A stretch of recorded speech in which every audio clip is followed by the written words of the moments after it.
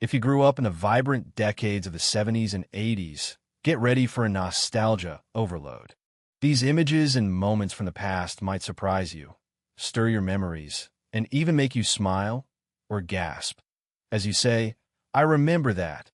Step back in time and rediscover the things that made those years so unforgettable before smartphones, before social media, but full of character, freedom, and timeless charm. Quarter Kings, our 70s arcade adventures. All right, who remembers the sheer weight and jingle of a pocket absolutely loaded with quarters back in the 1970s? That sound was pure anticipation, wasn't it? Because it usually meant you were heading to the promised land, the video arcade. Forget today's world of endless replays with a click. Back then, our digital thrills ran on silver. Every single round of Pac-Man or Space Invaders cost you cold, hard cash usually a quarter a pop. And let me tell you, that made you play differently. Every move counted, every strategy mattered, because when those quarters ran out, that was it. Game over, man. You'd scrimp and save your allowance, maybe even wash a few extra cars, just praying your parents would finally say yes to an arcade trip come Saturday. Walking into that place, sensory overload in the best way. The pulsing lights, that constant, glorious racket of zaps, booms, and music, the buzz of everyone trying to beat the high score. It wasn't just about the games themselves. It was about being there, the energy, hanging with your buddies, and that awesome little slice of independence. Man, those were the days. School lunches had a flexible definition of healthy. All right, let's talk about something we can probably all relate to, school lunch. Specifically, school lunch back in the groovy 1970s. Now, the word healthy got thrown around, but let's be honest, it had a flexible meaning back then, didn't it?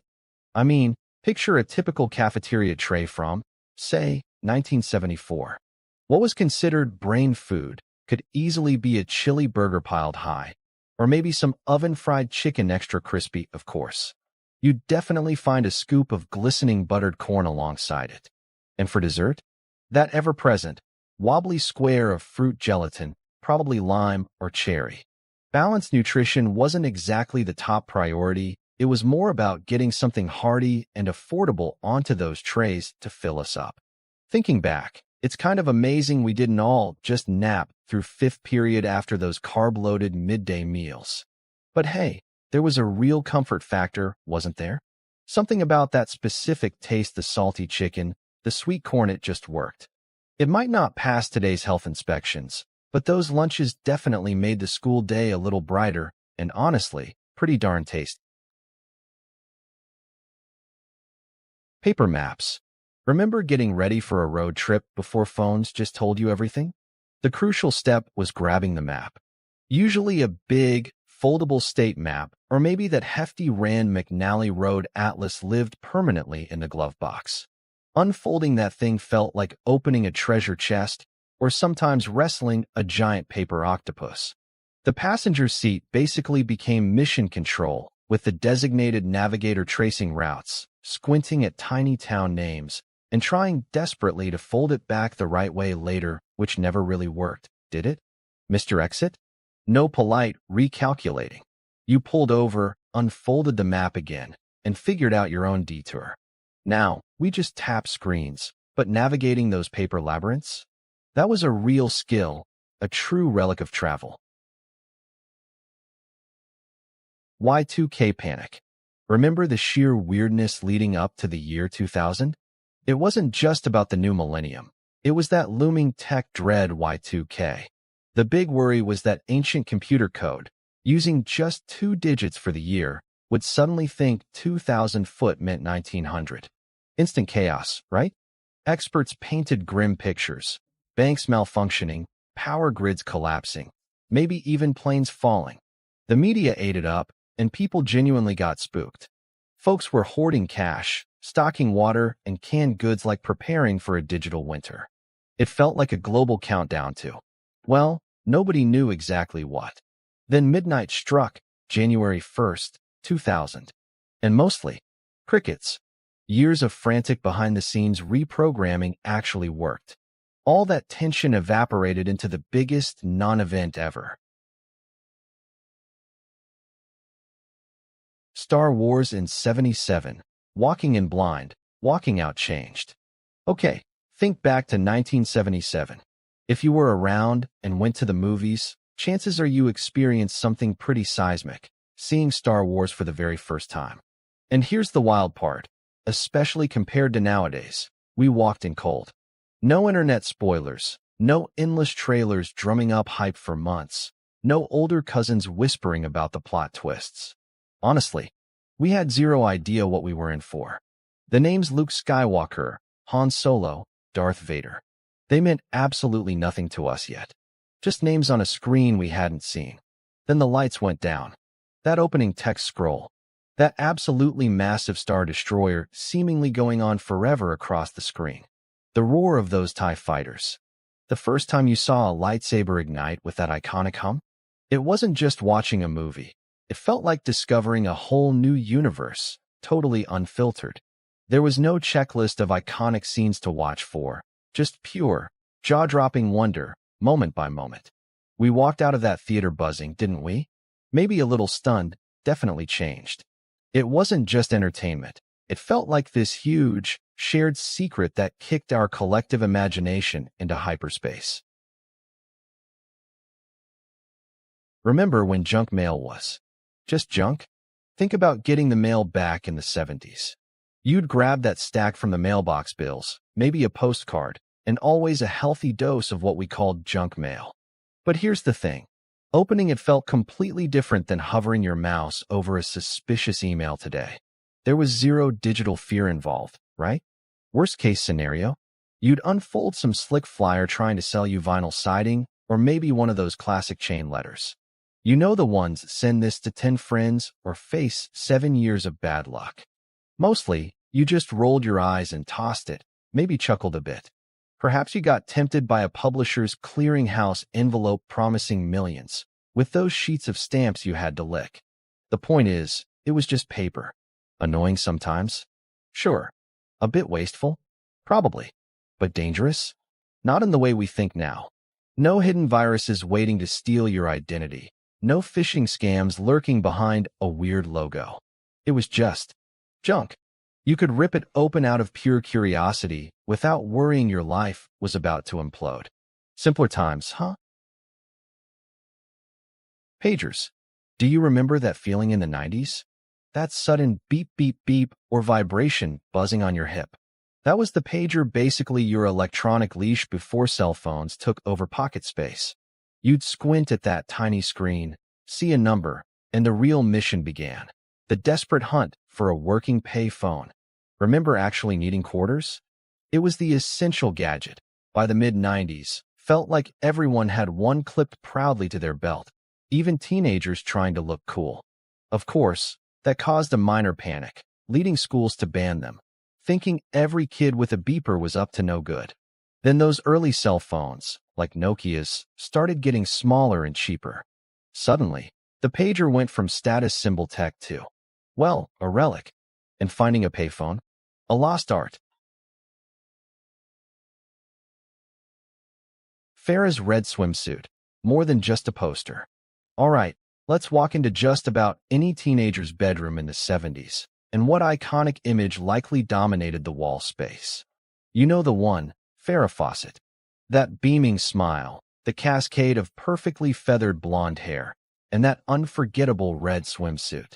It felt like it wasn't even optional, you almost had to have it to prove you were alive back then. It transcended being just a picture. It was like the ultimate badge of cool for the era, the physical proof you were dialed in. Think of it like the biggest viral sensation imaginable today, but tangible, something you proudly taped up. Owning it broadcasted that you were plugged in, you knew what was really happening. Sure, admiring Farrah's sheer star power and beauty was part of it undeniably. But displaying that poster was a clear signal, a way of saying you were part of the cultural pulse. You got the '70s vibe. It was pure pop culture gold.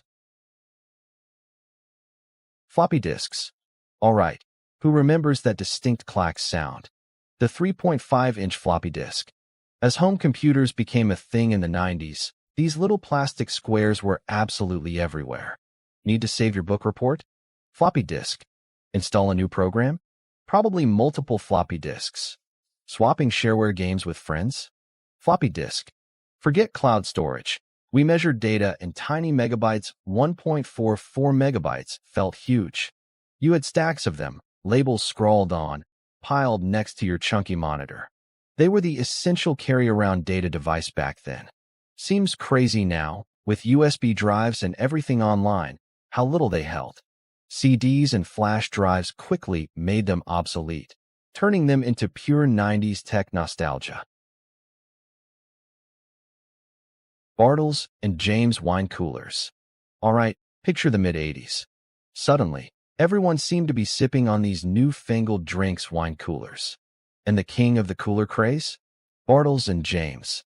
The drink itself was, sweet, light, easy to drink, definitely different from beer. But what really made them explode were those commercials. Remember those two older guys, Frank Bartles and Ed James, sitting on the porch? They'd just talk real slow, real folksy, looking right at you and saying, and thank you for your support. It was so deadpan, so sincere, it was hilarious. They became huge stars just talking about their wine coolers, even landing a Super Bowl ad. Right up there with Spuds MacKenzie in terms of pure 80s ad icons. The cooler craze eventually fizzled out by the 90s, but Frank and Ed? Unforgettable. Milk carton kids. Okay, who remembers the milk cartons? Sometime in the early 80s, they suddenly started appearing with these somber, black and white photos of missing kids. It started small. I think an Iowa dairy did it first, but then boom, it felt like nearly every carton had a face on it. Right there at the breakfast table, staring back while you're trying to eat your Cheerios. It was jarring at first, definitely sad, and honestly, probably a little scary, especially if you were a kid back then. The intention was noble, turn every household with a fridge into a potential lookout. But how effective was it really in finding those children? Sadly, not very. And maybe seeing those faces day after day almost made people tune them out. Eventually, much faster methods like Amber Alerts took over, and the milk carton kids became a specific, rather somber memory of the 80s.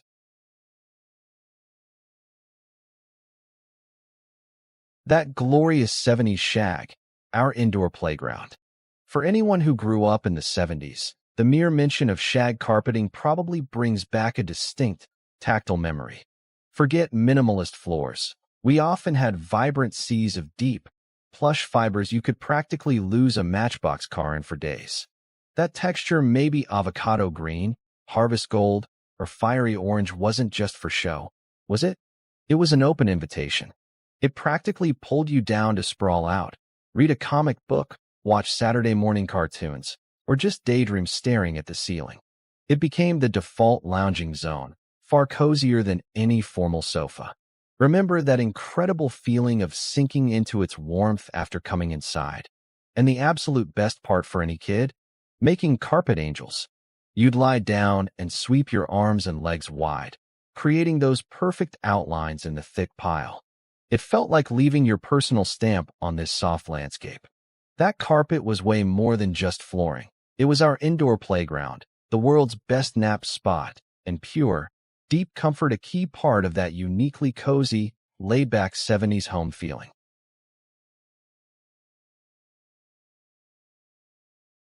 Sacred airtime, the Saturday morning cartoon ritual. There was a specific kind of quiet anticipation in a 70s household early on a Saturday morning, wasn't there? Before the day got busy, there was this protected window, maybe fueled by a bowl of Captain Crunch or Lucky Charms, dedicated solely to cartoons. Forget today's world of endless streaming options, anytime, anywhere. Back then, Saturday morning was it. You had one shot, one specific time slot, to catch your favorites.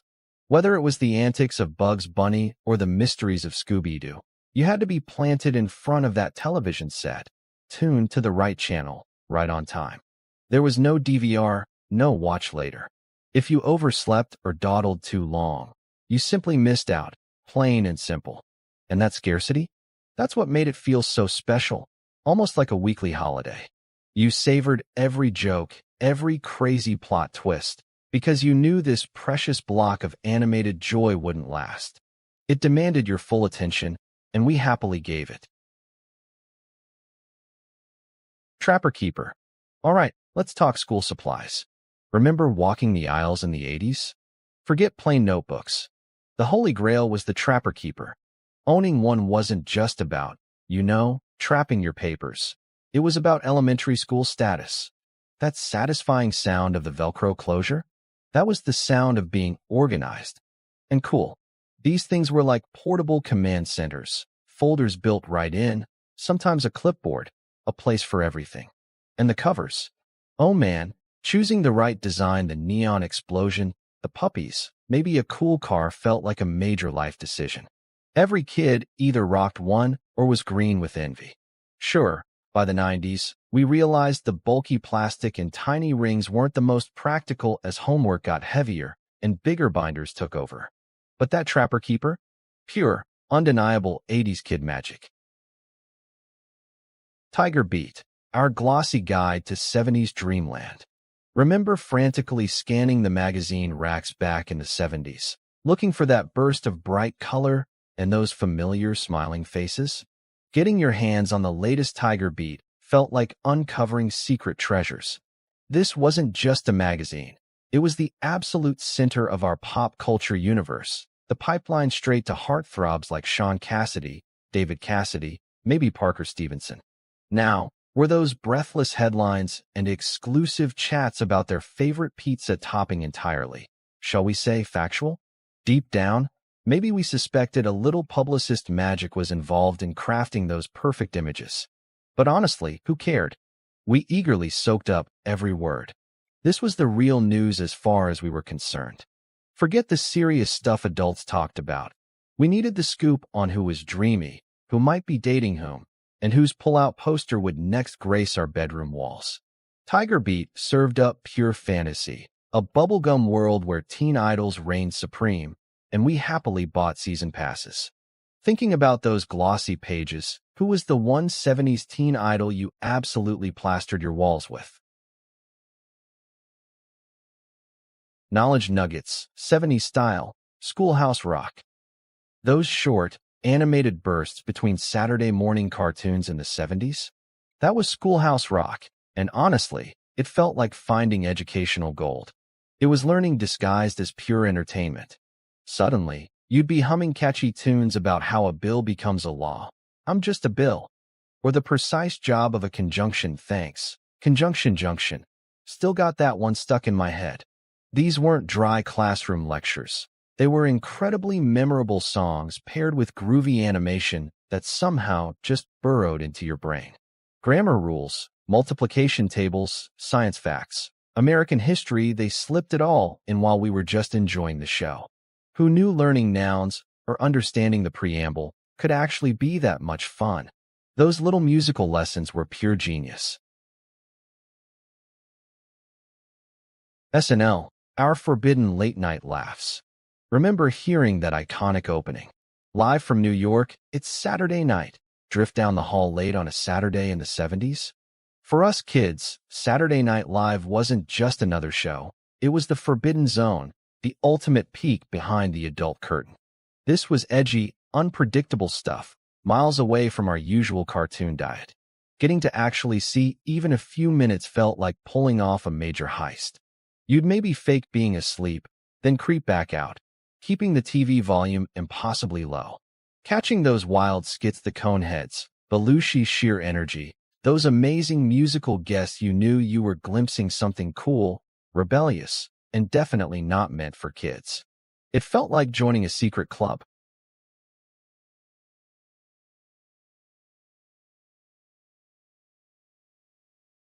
Spuds MacKenzie.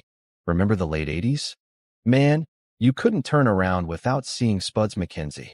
That impossibly cool bull terrier landed on our screens during Super Bowl 22 back in '87 and just exploded. He was Bud Light's original party animal, always rocking those shades, looking completely unfazed, and typically flanked by a bevy of beauties. It was pure marketing genius, maybe a little absurd. Suddenly, Spud's face was absolutely everywhere, plastered on t-shirts, bumper stickers, posters, you name it. That dog practically defined cool for a couple of years. But then came the big reveal, the juicy controversy. Spuds, the ultimate party dude, was actually a female dog named Honeytree Evil Eye. Wild, right? Even with the shock, Spuds remains an unforgettable piece of pure 80s advertising gold. Old school confrontation, bullying before the internet. Dealing with bullies back in the 70s? It happened right there, in the schoolyard, maybe after class. There was no hiding behind a screen, no lobbing insults anonymously online. If someone wanted to give you grief, they generally had to march right up, look you in the eye, and actually say it. It was raw, often unpleasant, absolutely but totally out in the open. Those words could definitely sting, no doubt about that. But because it was public, face-to-face, there was nowhere for the bully to truly hide afterward. Actions had immediate witnesses, and maybe, just maybe, a bit more direct consequence right then and there. Streaking. All right, who remembers streaking? Gotta be one of the wildest, most out-of-left-field fads from the 70s, right? The concept was hilariously simple. Off come the clothes, and you make a mad dash through somewhere very public. Total shock value was the goal, maybe mixed with a dose of sheer nerve. It kicked off as a college stunt, but man, it spread like wildfire. Suddenly you had naked people sprinting across sports fields, interrupting concerts, even popping up during live TV. By the mid-70s, it was practically mainstream mayhem. You could buy goofy streaker t-shirts. And of course, Ray Stevens captured the whole bizarre spectacle perfectly with his smash hit song, The Streak, Ethel, Don't Look. It was pure, unexpected chaos for a couple of years there. The Fonz, defining 70s cool. I.e., just hearing that syllable instantly conjures up one image, doesn't it? The undisputed king of 70s television cool, Arthur Fonzarelli, the Fonz. On Happy Days, Henry Winkler didn't just play a character. He created an icon that seemed impossibly smooth. That signature black leather jacket, the meticulously combed hair, the thumbs-up gesture, it was a uniform of pure, undeniable swagger that permeated pop culture. But the Fonz's cool ran deeper than just his look or his famous catchphrase. Remember how he could seemingly command machinery, like fixing Arnold's jukebox with a perfectly placed fist bump? Or how he navigated tricky situations with this calm, almost magical self-assurance that just worked.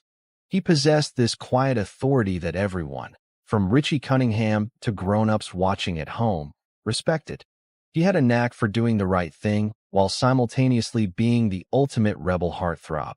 He made navigating the world look completely effortless, a level of inherent cool that felt both totally aspirational and utterly unattainable for the rest of us mere mortals watching from our living rooms. The Fonz wasn't just on TV. He practically was the 70s definition of cool.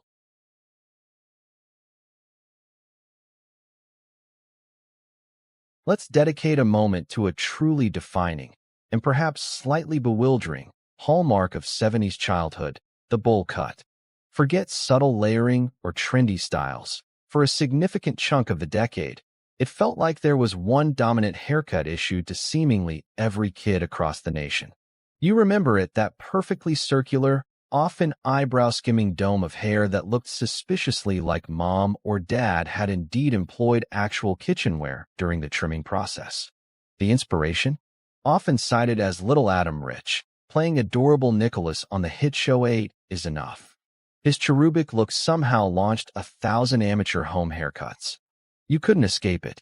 Walking through parks, lining up for school pictures, running around suburban cul-de-sacs, battalions of kids, sporting variations on the theme. What's fascinating is how it transcended social lines. It wasn't a marker of wealth or coolness in the usual sense, just the standard kid look. Now, do photos from that era make us wince, just a little? Absolutely. It seems almost comically simple, maybe even unflattering by today's standards. But here's the kicker. Back then, it felt completely normal, even desirable. It signified clean-cut kiddom.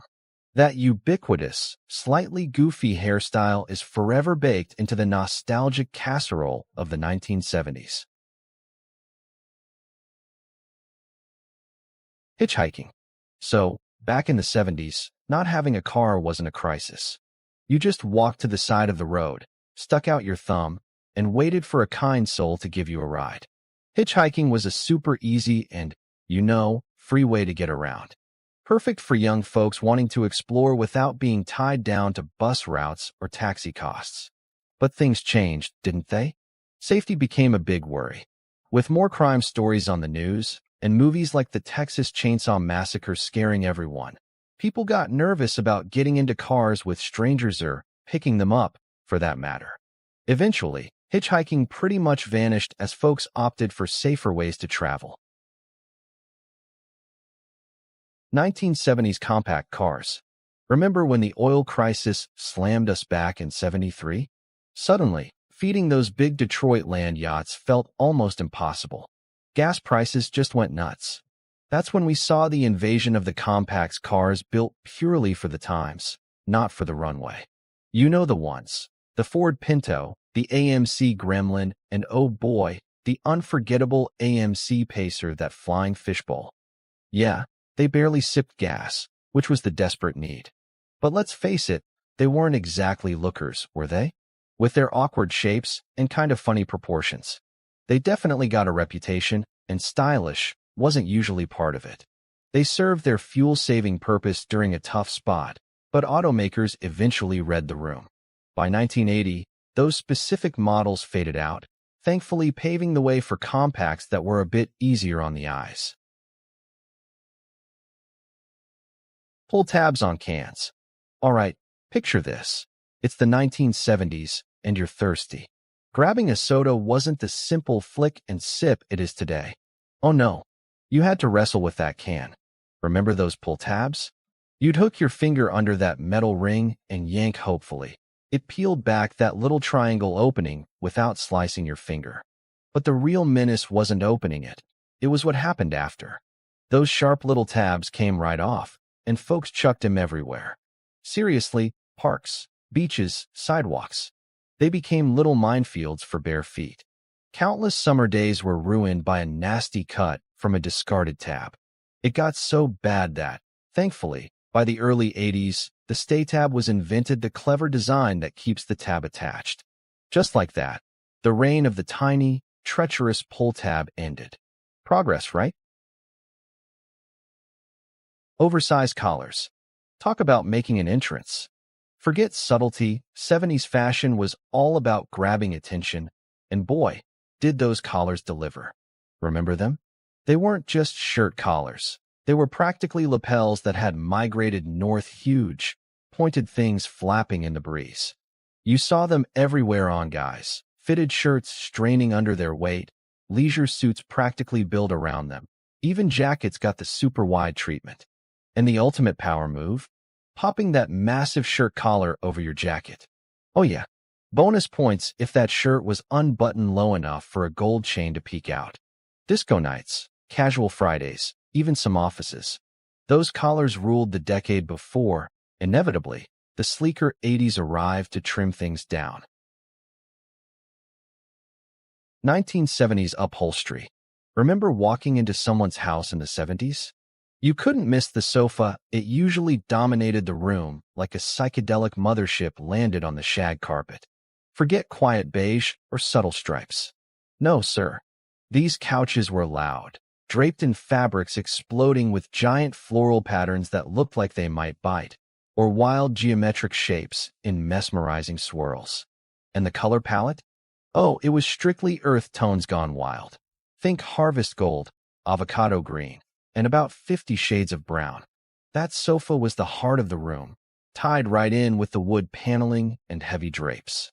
It was cozy in its own way, undeniably the look of the time. Then the '80s arrived, bringing sleeker lines and calmer colors, thankfully retiring those gloriously patterned behemoths. Schoolhouse Rock. Saturday mornings back in the 70s and 80s were sacred. I'm talking pajamas, a huge bowl of sugary cereal, and settling in front of the TV for some good old-fashioned cartoons, pure fun.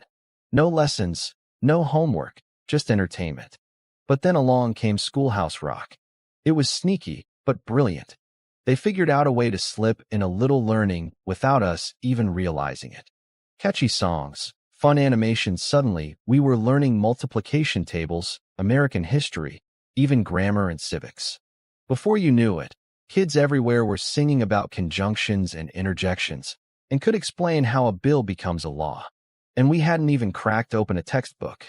It was this great mix of education and entertainment that really stuck with a generation. It's a shame educational programming like that has pretty much disappeared from Saturday mornings, isn't it? Puppet Power Hour, Sesame Street, and the Muppets. Man, were we lucky growing up in the 70s or what? We hit the jackpot with Muppets. On one hand, you had the genius of Sesame Street. It wasn't just about learning ABCs and 123s. It was Grover being hilariously frantic, Bert and Ernie being, well, Bert and Ernie. Learning social skills or the alphabet just happened while you were laughing along. Those lessons snuck in effortlessly. Then, on the other hand, you had the sheer brilliance of the Muppet Show. Same amazing puppetry, but cranked up pure, glorious chaos. It felt a bit edgier, aimed at the whole family, with huge guest stars joining the mayhem with Kermit and Piggy. Kermit became this massive celebrity, cool for kids, yet genuinely witty for adults. Having both? Unbeatable TV. Disco era. You know, for a short time in the 70s, it felt like the whole world caught disco fever. It bubbled up from these underground clubs, mostly in New York, and then bam, it was everywhere. Suddenly, the music changed, dancing changed, and wow, did fashion change. And then came Saturday Night Fever in '77. That movie just threw gasoline on the fire. John Travolta became the guy everyone wanted to be, white suit and all, hitting those dance floors under the spinning mirror ball. You couldn't turn on the radio without hearing the Bee Gees, Donna Summer, ABBA, or the Village People. That pulsing beat was infectious. And the outfits? Platform shoes that seemed miles high, glittering jumpsuits. It was a whole look. Disco burned incredibly bright, maybe too bright to last, but its energy definitely left a shimmering mark on pop culture. Slide projector shows. Remember how vacation photos used to be shared?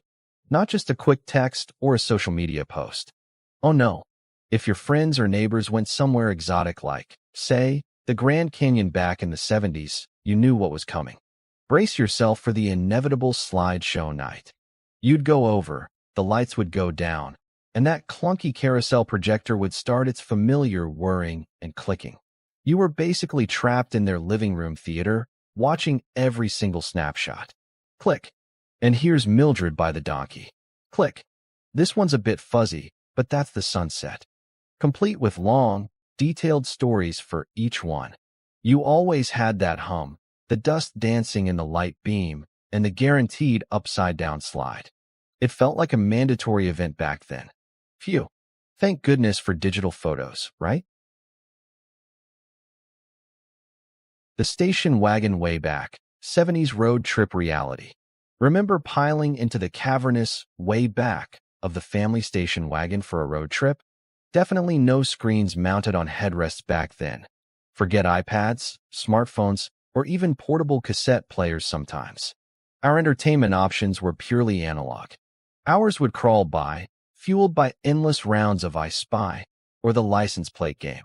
You'd fight with siblings for window space, eventually just zoning out, watching telephone poles blur past.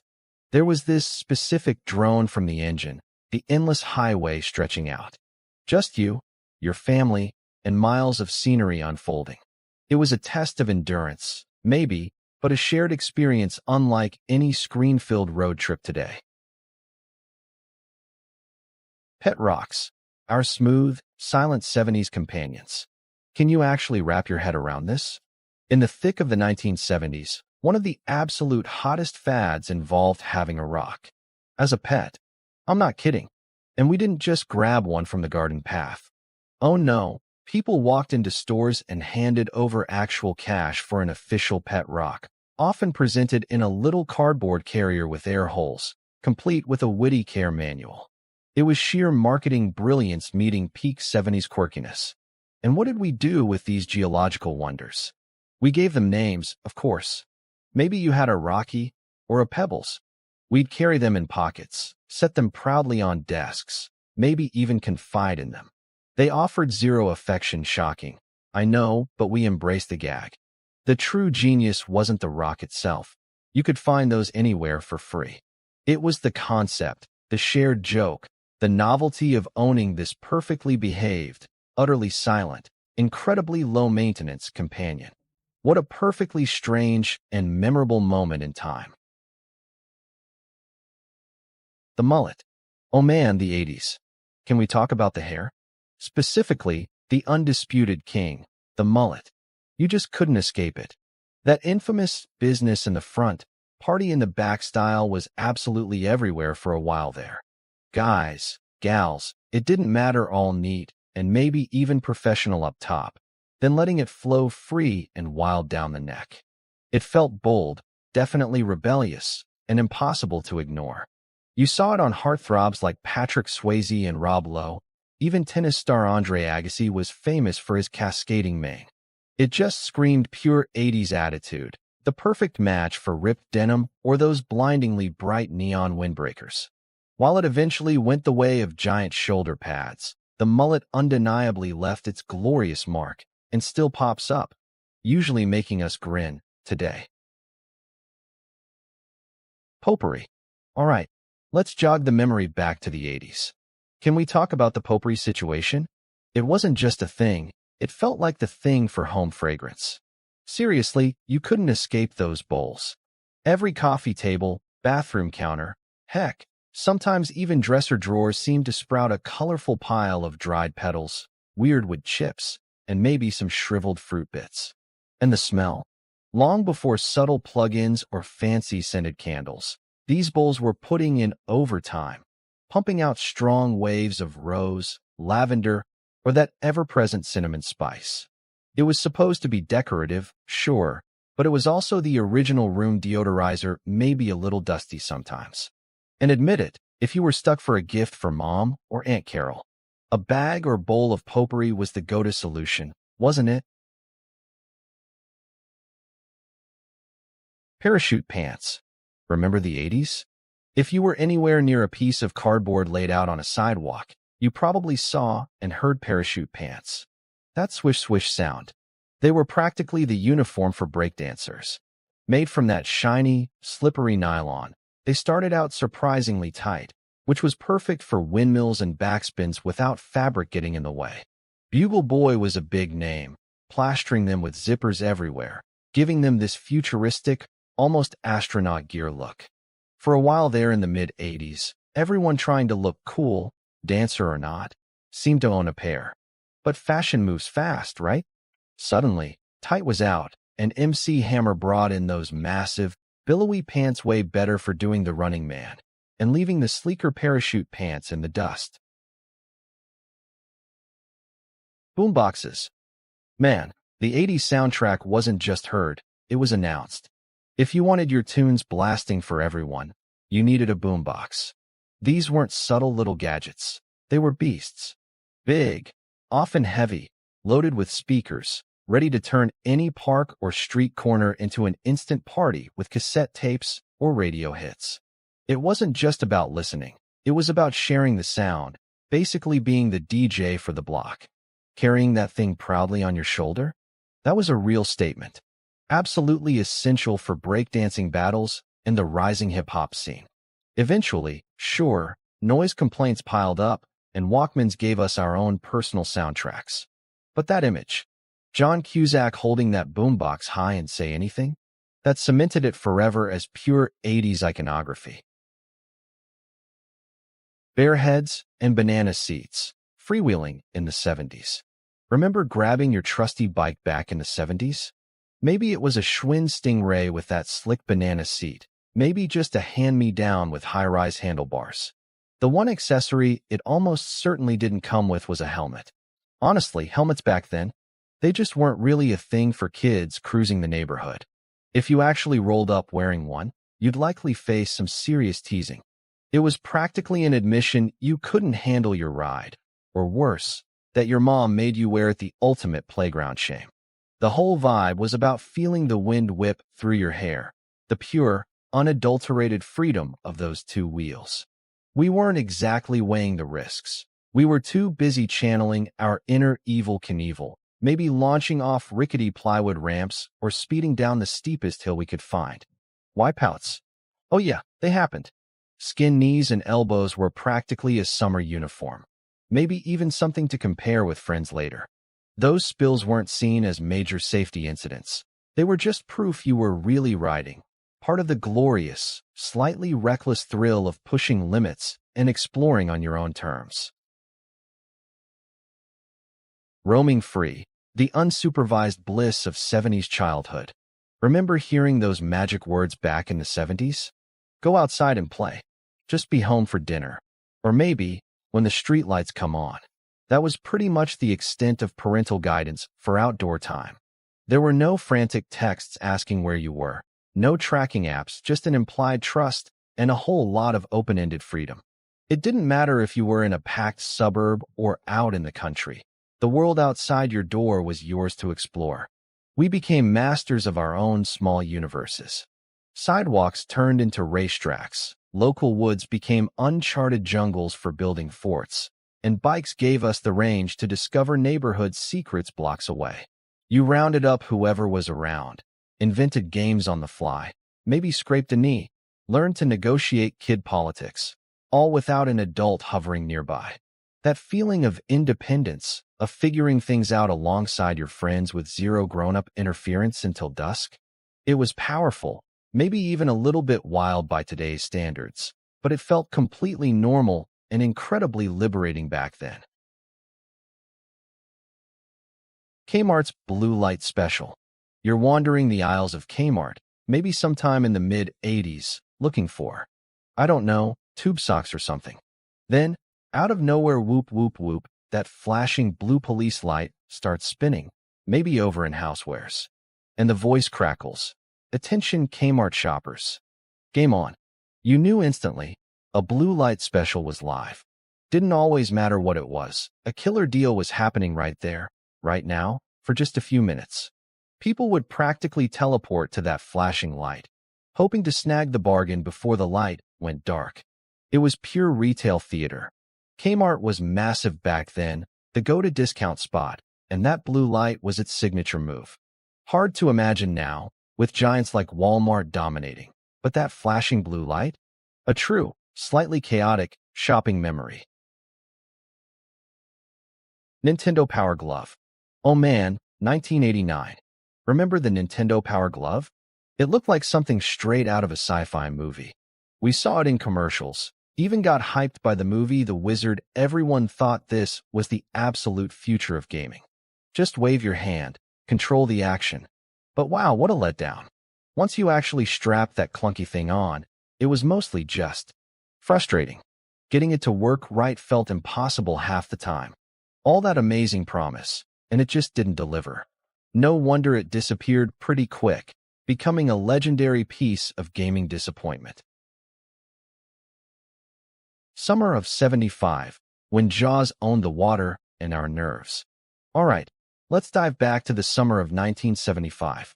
One movie absolutely dominated everything, Jaws. Remember the buzz? It wasn't just a film. It was an event that tapped into something primal. What Spielberg did so brilliantly wasn't showing us a monster constantly, quite the opposite. We barely glimpsed the shark until near the end. Instead, he played our nerves like a violin. It was all about the suspense, that slow build, making our own imaginations the real monster. And that music. Dun dun, dun dun. Just two notes, but they became the universal sound of approaching dread. Suddenly, the ocean wasn't just waves and sand. It was hiding something terrifying. But it didn't stop there, did it? Lakes felt suspect. Swimming pools seemed less inviting. Heck, I bet some folks even eyed their bathtub nervously. You'd be swimming laps, and that theme would echo in your head, sending a genuine chill down your spine. Pure, masterful psychological terror that bonded a whole generation. Reflecting on all these shared 70s touchstones, the arcade sounds, vinyl crackles, even Jaws' theme, which specific sound instantly pulls you right back to that decade. VHS tapes. Think back to the early 90s. The VCR wasn't just an appliance. It was the gateway to entertainment. And the fuel? Those chunky, black VHS tapes. You had shelves of them store-bought movies sitting next to tapes where you tried to perfectly pause recording during commercial breaks. The real adventure, though, was the video rental store. Wandering those aisles, hoping the latest blockbuster wasn't already checked out, grabbing some candy. That was a Friday night ritual. Remember the heft of those tapes? Sliding one into the VCR, hearing it whir and clunk. Fast-forwarding past previews felt like an eternity. And the golden rule, be kind, rewind. Forget that, and face the fees. DVDs eventually showed up, slick and shiny, making rewinding obsolete and pushing VHS into fond, fuzzy memory. 1970 sideburns. Alright, let's talk facial hair specifically, the glorious era of 70s sideburns. Man, those weren't just an afterthought. They were practically a billboard on your face. What maybe started as a bit of a rebellious thing in the late 50s and 60s just absolutely took over by the early 70s. We're not talking about neat little trims, either. These were impressive, often bushy, sometimes connecting to the mustache kind of affairs, creeping way down the jaw. You couldn't miss them. Think about the icons. Richard Roundtree looking smooth, Burt Reynolds with that swagger, and naturally, the king, Elvis Presley himself. Thick sideburns just screamed cool confidence and a certain rugged charm back then.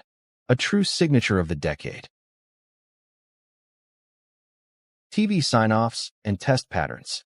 Remember flipping channels late at night back in the 70s? Unlike today where something's always on, TV actually used to. Well, go to sleep. Stations would sign off. 1 minute you're watching a movie. The next you're staring at that weird, colorful test pattern, sometimes with that high-pitched buzz that drove you crazy. Or maybe you got the patriotic send-off, the Star-Spangled Banner playing over a picture of the flag. But after that, nothing. Just that black and white fuzz. Snow. Static. That was your universal signal to hit the hay. Cable TV rolling out in the 80s and 90s is what really brought us nonstop programming. It made those late-night test patterns a thing of the past. Dial-up internet. The mid-90s internet ritual. Remember announcing to the whole house, "Nobody pick up the phone," before starting that noisy connection process? It wasn't just clicking an icon. It was firing up the modem and listening to that wild symphony of squeals, beeps, and digital static. Sounded like robots arguing, didn't it? That was the price of entry to the online world, often via AOL, patiently waiting, hoping for that glorious chime. You've got mail. And the phone line thing. Completely tied up. If your sister picked up the extension, poof, disconnected. Back to square one. It demanded serious patience. Broadband eventually swept in during the 2000s, making connections instant and freeing up our phones. But that specific, chaotic dial-up sound, that remains pure, unmistakable sonic nostalgia from the early days online. The phone cord shuffle, our 70s quest for privacy. Remember wanting to have a real, private conversation on the phone back in the 70s? It wasn't as simple as pocketing a device and walking away. No, sir, we were tethered. Usually to that one rotary phone, often bolted firmly to the kitchen wall, the absolute busiest spot in the house. So, if you wanted privacy, you engaged in the great cord stretch. That coiled phone cord was your only hope, your lifeline to secrecy. Oh, the strategic maneuvering. You'd grab the heavy receiver and begin the quest, pulling that cord taut, praying it would reach. Could you just barely edge around the doorway into the hall? Maybe squeeze into the pantry or a nearby closet. Finding that little pocket of isolation felt like winning gold. If the chords simply wouldn't reach, well, you mastered the art of the whisper or coded language, hoping your audience wasn't paying too much attention. It was a true test. Beanie Babies. Remember the absolute madness around Beanie Babies in the 90s? These weren't just stuffed animals for kids. They became this bizarre adult obsession. People genuinely thought these $5 floppy toys were hot investments. You had folks meticulously guarding those little heart tags, convinced a rare one would fund their retirement. Folks were lining up, scouring stores, treating it like a gold rush. Then McDonald's jumped in with the teeny beanies, adding fuel to the fire. And just as fast as it started, the whole bottom dropped out. Suddenly, those collectible treasures were everywhere, worth next to nothing. Quite the lesson in hype, wasn't it? Fred Rogers, a calmer voice in a sometimes crazy world. You know, when you think back to the 1970s, amidst all the bell-bottoms and big changes, there was this incredibly steady, gentle presence on our TV screens. Fred Rogers. It's easy to forget just how much Mr. Rogers' Neighborhood meant back then. Sure, we didn't have hundreds of channels, but his show wasn't popular just by default. It was special. That opening song, right? Won't You Be My Neighbor? Just hearing it felt like someone wrapping a warm blanket around you. It was more than just a catchy tune. It was this direct invitation into a space where you felt okay, where things made sense. Fred Rogers had this almost magical ability to look right through the camera and connect. His voice never rushed. His smile was always genuine, and he created this pocket of calm that just felt safe. He wasn't afraid to touch on things that might worry a kid's fears, feeling different, the confusing parts of growing up. But he did it with such empathy, making you feel heard and brave. He taught us simple, profound things. Be kind. Understand others. It's okay to be you. In a time before the constant buzz of today, Mr. Rogers offered a quiet reassurance that stuck. That feeling of trust? It's why we still remember him so fondly. Zima. Okay, remember the mid-90s clear craze? Everything suddenly had to be transparent, like Crystal Pepsi. And then Coors jumped in with Zima. It arrived in '94, this clear, kind of citrusy malt thing. What exactly was it? A beer alternative? A soda for grown-ups? Nobody was quite sure, but Coors dumped a ton of money, like $50 million, trying to convince us it was the next big thing. For a hot minute, everyone was curious. You saw it everywhere. But the novelty wore off fast.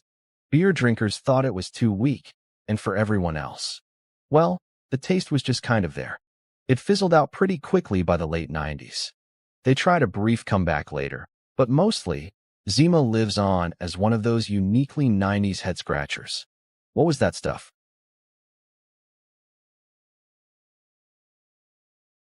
One move to rule the 70s dance floor, the bump. All right, let's talk dancing in the 70s. Forget needing a degree in choreography. Back then, if you could master one specific move, you were golden on the dance floor.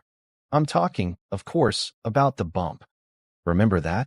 Its sheer genius was its simplicity. Find someone nearby, get the rhythm, and bump hips. Seriously, that was the main event. But don't let the simplicity fool you. The fun factor was off the charts. It wasn't about technical skill. It was all about the shared energy, the laughter, being part of the groove. It felt a little bit cheeky, didn't it? Like a playful secret everyone was in on. Cue up some KC and the Sunshine Band, maybe Shake Your Booty, and you'd see couples and strangers just bumping along, perfectly in sync. And the best part? It was so easy. You could keep it going all night without breaking too much of a sweat. Pure, unadulterated 70s fun. Thinking about the music, the games, the vibe back then. What's another one of those uniquely 70s things, simple as it might be, that just instantly takes you back? Music came in vinyl, cassette, and 8-track. All right, folks, let's take a little trip back, shall we? To the 1970s. Remember how we actually listened to our favorite jams back then? It wasn't just a click on a screen, that's for sure. Music came with some heft. You had your choices, mainly three big ones. Vinyl was king, wasn't it? Nothing quite matched that rich, warm sound. Putting on an LP was a whole ritual, sliding it from the sleeve, maybe giving it a quick wipe, lowering the needle just right, hearing those satisfying little crackles. And the album art. Huge, glorious covers you could really dive into, reading every word of the liner notes. It felt personal. Then cassettes burst onto the scene, giving us music freedom. Suddenly, your favorite albums could leave the living room. Perfect for blasting tunes in the car on a road trip, or maybe making that perfect mixtape for someone special. Remember lugging around those early portable players or that boombox? Convenience was the name of the game. And let's not forget the infamous 8-track. A bit clunky, maybe? Famous for that loud ka-chunk sound when it switched programs, sometimes mid-solo. But hey, that continuous loop was pretty novel then. Yeah, back then, how you played it was part of the magic.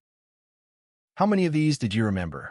Time may pass, but memories like these never fade. If this video brought back a smile, or even a few goosebumps, be sure to like, subscribe, and share it with someone who grew up in the same golden years. This is Gold Days USA, where the past comes alive, one memory at a time. See you in the next trip down memory lane.